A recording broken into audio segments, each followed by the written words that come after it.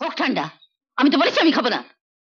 একটু খোলাখুলি বলো তো মা, তুমি কি শুধু এবারে চাই খাবে না নাকি অন্য খাবারও খাবে না?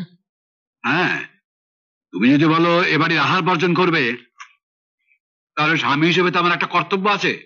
চাটা খেয়ে নিয়ে আশেপাশে আমাকে একটা হোটেল খুঁজে বার করতে হবে, যেখানে গিয়ে তুমি দুবেলা খেয়ে আসবে। আমাকে ঠাট্টা না করে সেদিন তোর জন্য অপেক্ষায় থাকো, যেদিন তোমার বড় ছেলে নিজের বউ বাদে সকলকে হোটেলে খেতে পাঠাবে। বড়দা যদি হোটেলেই পাঠায়, পাড়ার হোটেলে পাঠাবে কেন? হ্যাঁ, আমরা দল বেঁধে তাজ বেঙ্গল কিংবা গ্র্যান্ড হোটেলে যাব। সেই আশাতেই বসে থাকো। মা, বাজারে যাচ্ছি, বলো কি কি আনতে হবে। তুই বাজারে যাচ্ছিস কেন? স্বপন কিংবা রতনকে পাঠা। না, ওরা তো রোজই যায়, আজ নতুন বাড়িতে এসছে, আমি মাকে বাজার করে খাওয়াবো। বলো মা, কি মাছ খাবে? আমায় জিজ্ঞেস করছিস কেন? তোর বউকে গিয়ে জিজ্ঞেস কর। বারে, তুমি থাকতে ও বলবে কেন? আমি থাকতে ও যখন বাড়ির গেটে তালা খুললো, তখন তোকে কিছু বললি না? আমি না বললেও মিনতি তো তোমায় বলেছে। এই বাবাই। আরে বুঝি, তোকে পেটে ধরিনি বলে আজ আমাকে এত বড় অপমান সইতে হলো। তালাটা পর্যন্ত খুলতে দিলি না।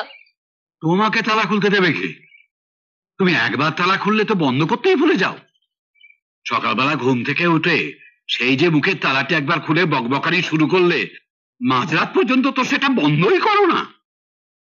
বাকি কে সাধে? তোমরা তো আমাকে মানুষ বলেই গণ্য করো না। মানুষ বলে গণ্য করবো কি করে? মানুষ কাঁদলে তো চোখ দিয়ে জল পড়ে।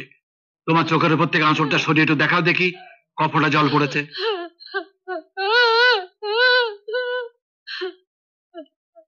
মাকে ভালো মানুষ পেলে তোমরা এত পেছনে লাগো না।